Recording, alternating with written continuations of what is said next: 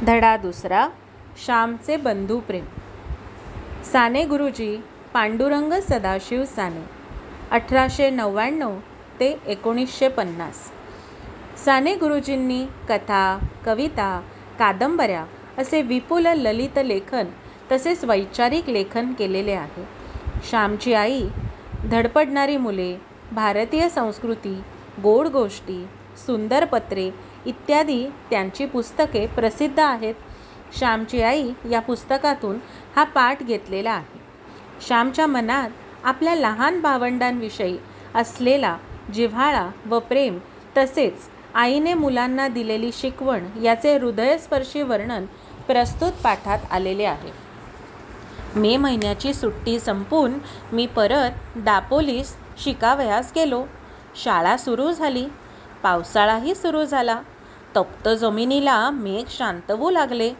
तापलेल्या जमिनीवर पाणी पडे व कसा सुंदर वास सुटे. नवीनच पाऊस जेव्हा सुरू होतो तेव्हा मातीचा एक रम्य सुंदर सुवास सुटत असतो. गंधवती पृथ्वी या वाचनाची त्या वेळेस आठवण येते. फुलाफळात जो रस, जो गंध असतो, एक प्रकारचा स्वाद असतो, तो पृथ्वीच्याच पोटातला. घरून दापोलीस येताना यावेळेस मी एक निश्चय करून आलो होतो. सुट्टीत घरी असताना एके दिवशी लहान भाऊ नवीन सदऱ्यासाठी हट्ट धरून बसला होता.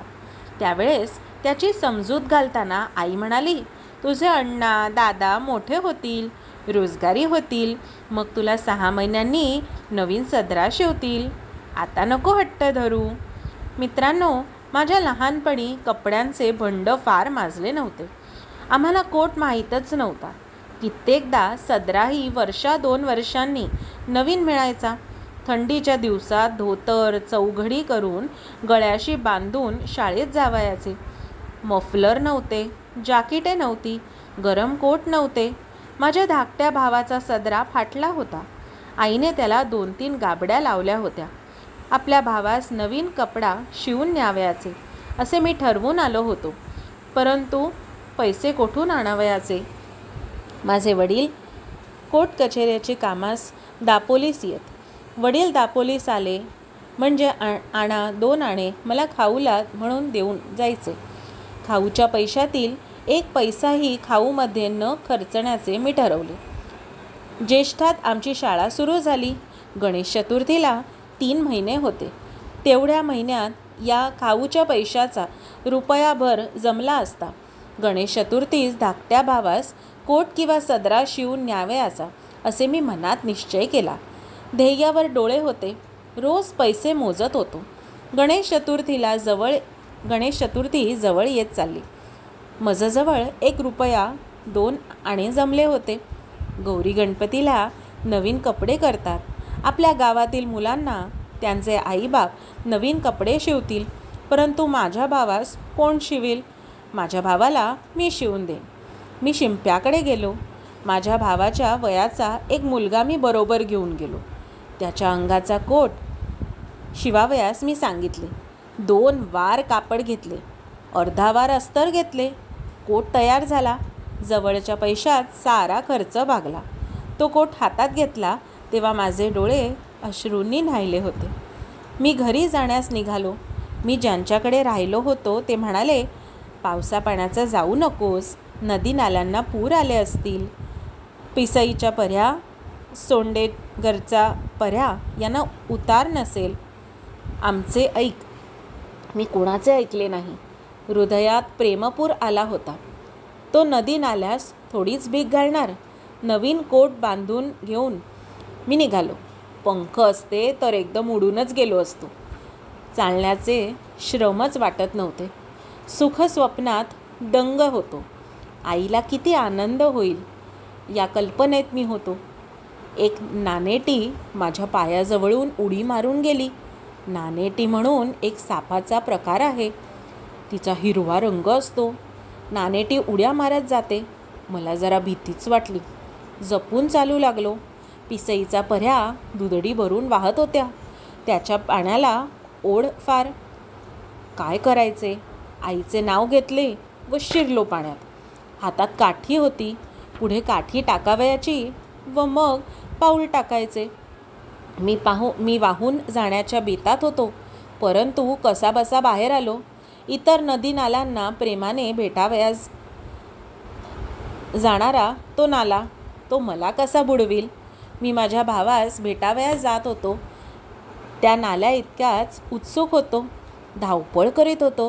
त्या नाल्याप्रमाणेच मीही हृदय भरून घेऊन जात होतो. रस्त्यातील खडी वर आली होती. सुयांसारखे दगड पायांना खुपत होते, परंतु माझे तिकडे लक्ष नव्हते. अंधार होण्यापूर्वीच घरी जाण्याची धडपड चालली होती, परंतु वाटेतच अंधार पडला. कडाड कडकड आवाज गरजत होते. विजा चमचम करत होत्या. खळखळ पाणी वाहत होते. त्या पंचमहाभूतांच्या नाचातून मी चाललो होतो. शेवटी एकदाचा मी घरी आलो. ओलाचिंब होऊन गेलो होतो. आई, मी बाहेरून हाक मारली. हवेत फार गारठा आलेला होता. वडील संध्या करत होते व आईने शेगडीत निखारे शेकण्यासाठी दिले होते. अण्णा आला, आई अण्णा. धाकट्या भावाने दार उघडले. दोघे लहान भाऊ भेटले. इतक्या पावसातून श्याम कशाला आलास? सारा भिजलास ना? आई विचारू लागली. सोंडे घरच्या पर्ह्याला पाणी नव्हते का रे? वडिलांनी विचारले. हो, परंतु मी आलो कसा तरी, मी म्हटले. त्या दिवशी एक बाई वाहून गेली हो त्यातून, वडील म्हणाले. बरे, ते कपडे काढ बरं, कढत पाण्याने अंघोळ कर, आई म्हणाली. मी अंघोळीस गेलो. धाकट्या भावाने माझे लहानसे गाठोडे सोडले. लहान मुलांना सवयच असते. त्यांना वाटत असते की काहीतरी आपल्यासाठी नक्की आणलेले असेल. परंतु मी माझ्या भावंडास काय आणणार? कोणता खाऊ आणणार? कोणते खेळणे आणणार? कोणते रंगीत चित्रांचे पुस्तक देणार? मी गरीब होतो, परंतु माझ्या भावास त्या गाठोड्यात काहीतरी सापडले. त्यात कोट सापडला. नवीन कोट. तो कोट नव्हता, ते हृदय होते, ते प्रेम होते, ती आईची फलद्रूप झालेली शिकवण होती. अण्णा, हा लहानसा कोट कोणाचा रे? हा नवीन कोट कोणाला रे? धाकटा भाऊ कोट घेऊन माझ्याजवळ येऊन विचारू लागला. मग सांगेन, घरात जा घेऊन, मी म्हटले. आई, हा बघ कोट, हा काही अण्णाच्या अंगाचा नाही. हा मला आणलाय? होय आई. धाकटा भाऊ आईला विचारू लागला. आईने कोरडे धोतर दिले. मी चुलीजवळ शेकत बसलो. आई म्हणाली, श्याम, हा कोणाचा कोट? मोरू जोशांकडे का रे द्यावयाचा आहे? कापातल्या मुक्याने पाठविला असेल.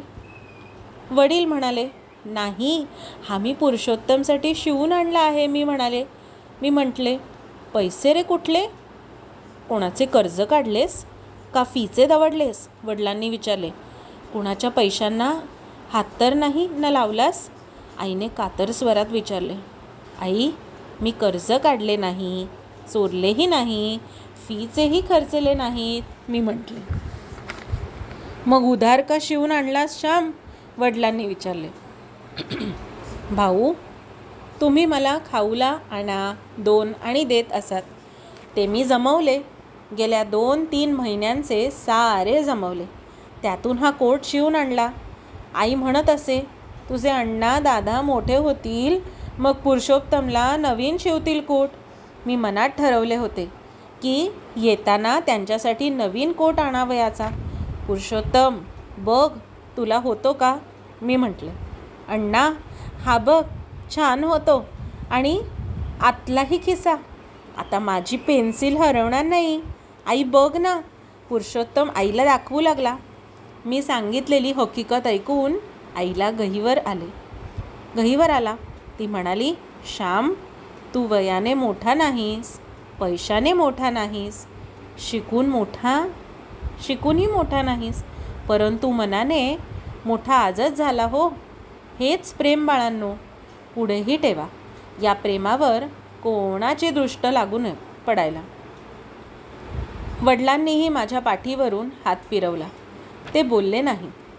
त्या हात फिरवण्यात सारे बोलणे होते, साऱ्या स्मृती होत्या.